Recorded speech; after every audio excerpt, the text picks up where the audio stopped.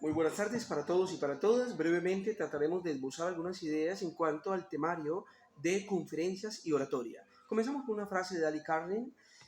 Nadie es dueño del público sino cuando es dueño de sí mismo, y nadie es dueño de sí mismo sino cuando es dueño de su voz.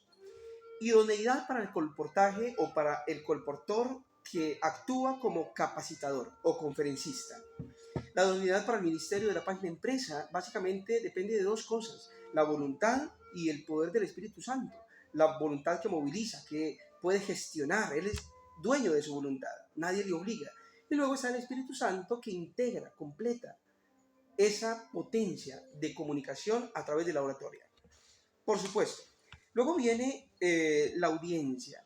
Sin audiencia no hay función. Por supuesto, tenemos que entender que la audiencia está compuesta por personas como tú y como yo, que cuando están frente a un escenario, frente a un orador, una idea, están esperando que llegue un contenido formativo que les ayude, que les oriente, que por lo menos genere simpatía con ellos, para no sentir luego que perdemos el tiempo.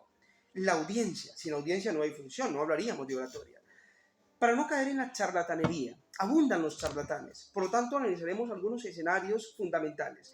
En primer lugar, el orador que sabe hacerlo es una persona profundamente contemplativa, o mejor, un profundo observador de la naturaleza humana, y por lo tanto sabe cuál es la necesidad particular de una cultura, de una familia, de una región, de una persona en particular, porque observa sus necesidades. No es psicólogo, pero sí que tiene mucho de psicología. También plantea cuestiones reales y profundamente prácticas. No va a rudimentos abstractos o ambiguos, no, va al punto y a lo que se necesita. La audiencia suele apreciar muchísimo eso.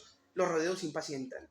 Ofrece a su audiencia aguas frescas de manantiales profundos. El que lo observa, lo escucha, sabe que no está inventándose alguna idea para pasar el tiempo, sino que es una persona que ha investigado. Hablaremos ya de la investigación. Y luego es una persona que sabe rascar donde duele o donde está la herida, porque ha observado primero cuál es la necesidad profunda, no va por las ramas. El poder de la palabra. Fíjense que el colportor que actúa como conferencista sabe que la palabra tiene un poder de trascendencia profunda. De Jesús se decía que nadie hablaba como él hablaba y que nadie tenía autoridad como la de él. ¿Por qué? Porque vivía lo que decía. Y ya hablaremos un poquito de la coherencia. La autoridad del orador. La autoridad del resultado de efecto y consecuencia de una vida de convicción profunda. No es igual escuchar a una persona normal que genera ideas cuantitativas o que narra hechos históricos fríos y muertos. Es diferente cuando se escucha a alguien que habla desde el corazón, que habla con pasión. No es un extremista, no es un fanático, pero es una persona que tiene profundas convicciones, y hoy esas personas escasean mucho. ¿Quién tiene convicción y está dispuesto incluso a morir si hace falta por sus convicciones, por sus ideas, por sus creencias? Bueno, pues la elocuencia es un factor de los tres factores que evaluamos aquí en la autoridad, la elocuencia. Pero recordemos, la elocuencia no es hablar bonito, elegante, tener formas. No, la elocuencia, como decía William Shakespeare, es la acción. O como decía Agustín de Hipona, ser elocuente es ser consecuente con el discurso hablado. Luego viene la persuasión.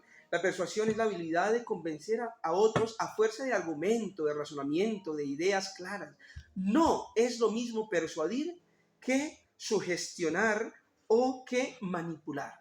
No es lo mismo, aunque se parezcan un poquito y se confundan en la multitud. Luego viene la confianza. La clave es la confianza. ¿Cómo se genera confianza? Fíjense. Con frecuencia, cuando yo me muestro confiado, cuando yo manifiesto confianza, lo que yo recibo del otro lado es confianza también, porque no podemos recibir de lo que no damos, o dicho de otro modo, solo recibimos de aquello que impartimos. Es la ley de la vida. Muy bien, hablemos un poquito de la asertividad, el tiempo. Fíjense, la persona asertiva, el orador asertivo habla claro, va al punto, no da rodeos. Los rodeos, ya decíamos, impacientan. Es valeroso, presenta su idea clara, aunque no sea muy común, aunque no sea aplaudida necesariamente, aunque no goce de mucha reputación, es la convicción la que le impulsa a dar una idea que para él es clara. Sabe guardar o graduar la intensidad. Si los énfasis tienen que subir o bajar, los decibeles o ciertas expresiones o ideas tienen que tener énfasis, sabe graduar la intensidad. Se reconoce frágil, no teme ser vulnerable. No se las da de héroe. No, no necesita eso. Tiene claro su derrotero, sabe hacia dónde va, no va por las ramas.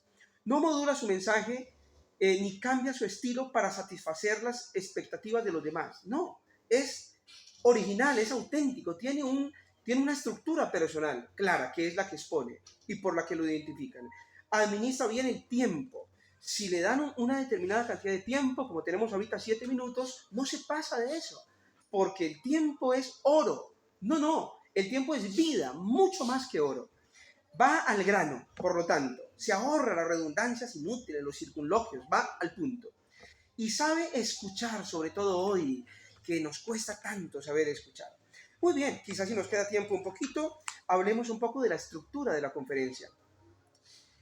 Básicamente la conferencia o una exposición una exposición hacia un público tiene 3 partes: bosquejo, contenido e investigación.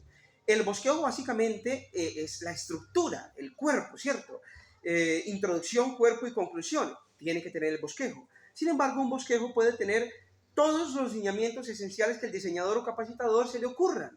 Es muy personal, incluso refleja la personalidad del capacitador, el bosquejo. Luego viene el contenido. ¿De dónde sale el contenido? En primer lugar, cualquier tipo de contenido que pretenda conquistar la atención y el interés de la audiencia debe ser de carácter práctico, debe ser profundo, debe dar la sensación de que efectivamente ofrece resultados. Y luego viene el conocimiento. Decía Benjamin Franklin que la inversión en conocimiento paga los mejores dividendos. Y bien, básicamente esas serían las reflexiones a partir de la lectura del documento sobre oratoria y conferencias. Muchas gracias por su tiempo.